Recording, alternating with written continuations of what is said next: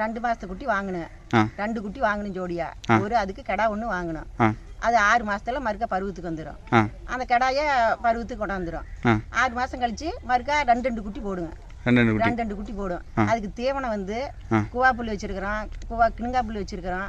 அதுக்கு தண்ணி வகையில வைக்கல பருத்தி கொட்டதாய ஆட்டி அது வைப்போம். புண்ணாக்கு ஊற வச்சு அந்த புண்ணாக்கு தண்ணி வைப்போம். சரிங்க. கோதுமை மக்காச்சோளம் இதெல்லாம் ஒவ்வொரு கை வைப்போம் காலையில எந்திரிச்சு.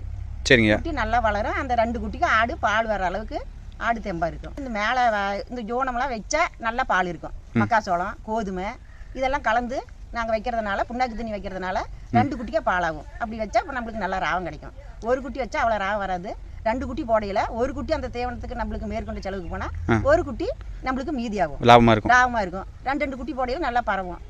நல்லா பண்ணை வந்து பெருசாக வரும். ஒரு வருஷத்துலேயே 2 ஆடு 6 குட்டி 8 குட்டி போட்டு ஒரு வருஷத்தில் 10 ஆடு ஆயிரும். அப்படியே இப்போ நாங்கள் 40 வருஷமாக ஒரு 40-30 ஆடு வளர்த்திட்டு இருக்கோம்.